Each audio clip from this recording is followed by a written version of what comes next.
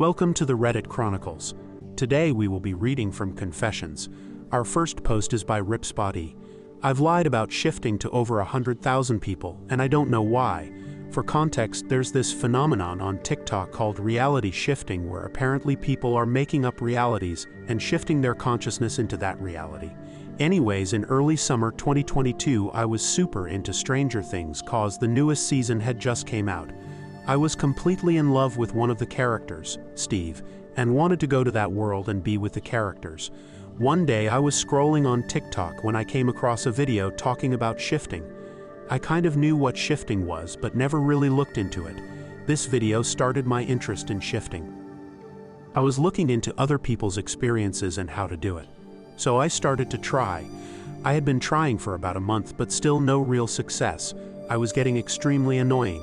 I also started my own shifting TikTok account where I had about 500 followers. I'm not sure what possessed me to do it, but I started completely lying about it. I told my close friends about how I apparently shifted and told them all these made-up stories how I was best friends with them all.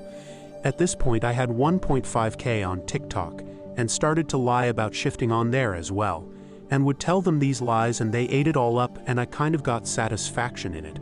I still was trying. And for some reason I assumed if I lied about it, I was somehow manifesting it and speaking it into existence. I didn't show my face on this account, but I would spend hours making scripts and TikToks, and I was eating up the attention I was receiving. Fast forward to October 2022, I kinda started to lose interest in Stranger Things as I started watching another show, Gilmore Girls, and quit attempting to shift, but I had like 20K.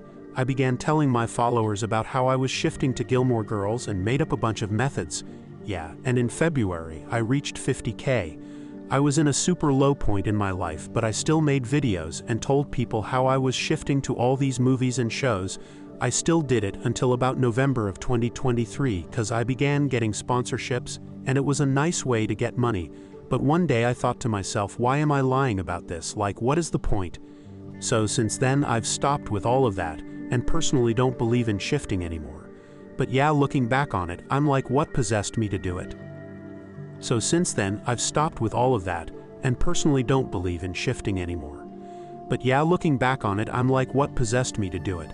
I still haven't told my friends or my followers that I made it all up, but I felt like I dug myself too deep in the lie way too long ago, so I can't just admit it was all lies now. But yeah, I just wanted to get this out cause it was lurking on my mind. Random edit.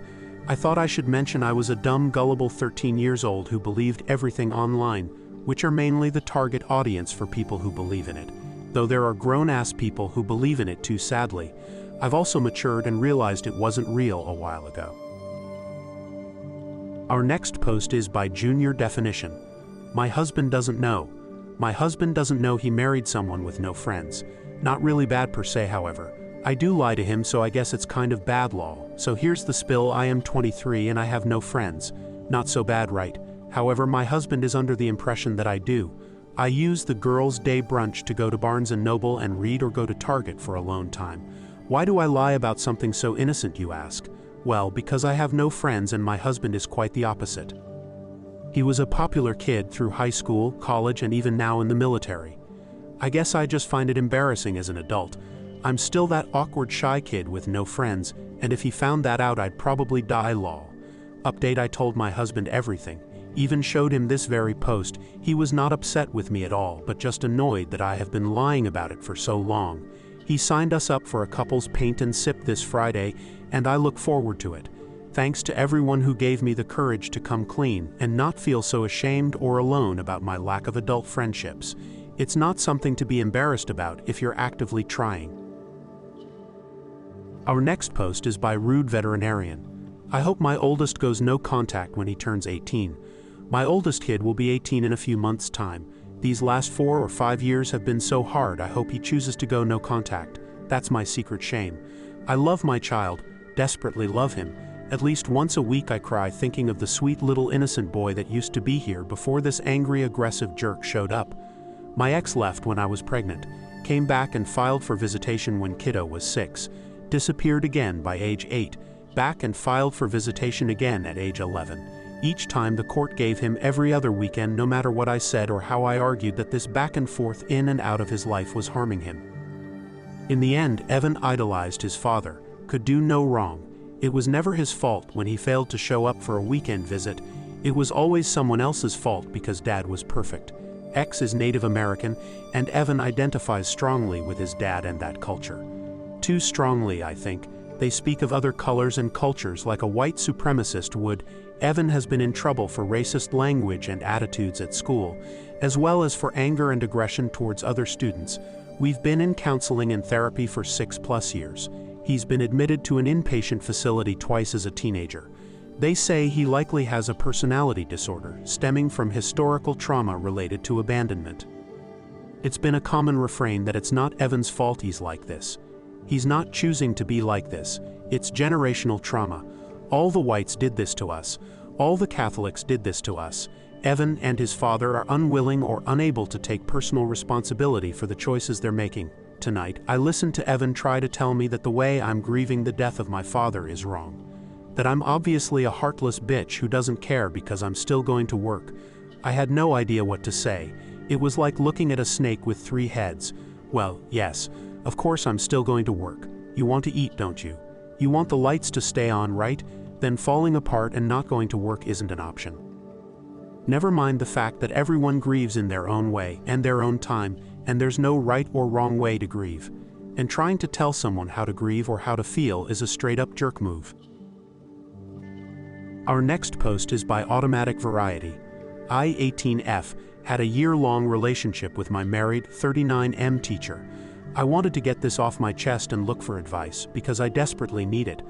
I have had past abusive issues with my father, and through this experience I have been diagnosed with borderline personality disorder.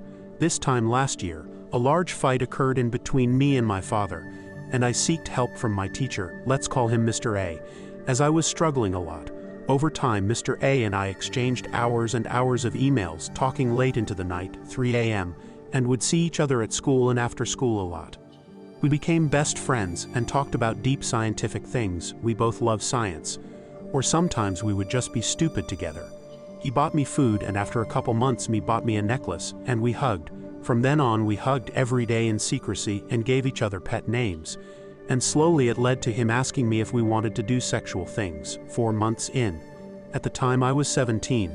I said yes because I truly did love him. He was married at the time, and I asked him if there were any issues. I didn't initially understand how he could be married and still love me. But he said that he didn't romantically love his wife anymore, but she was still his family. Fast forward 8 months, we had plenty of secret sleepovers and rendezvous. We became inseparable. He had been with his wife since he left school, and I was his only other person. We were essentially the same person in different bodies.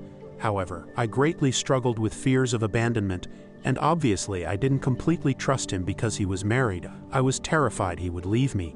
Then we got caught by his wife. He covered it up by saying that I was just a prostitute, and he ended up getting away with it. But it broke me a bit inside, being always hidden, feeling like nothing to him. A couple of weeks passed, and one night I had enough. I told his wife that I was not a prostitute, but in fact he had loved me, and we had been in a loving relationship. He cut contact with me initially, but now he wants to be friends. I feel betrayed. That he has said that he doesn't love me anymore because I betrayed him by telling his wife when he told me not to. I'm currently on antidepressants to help with the pain. He promised me that no matter what happens he would always stay by my side, and I feel like a fool. I'm not sure if I betrayed him or not. He is still with his wife, but their marriage is a mess now. He just wants to be friends with me, despite his wife wanting me dead, and checks his phone constantly to make sure that he isn't contacting me. I really loved him so much. I didn't want to cause him harm, but I was so terrified of him turning out to break his promises and leave me anyway, which he ended up doing. Thank you for listening to the Reddit Chronicles. Follow for more content.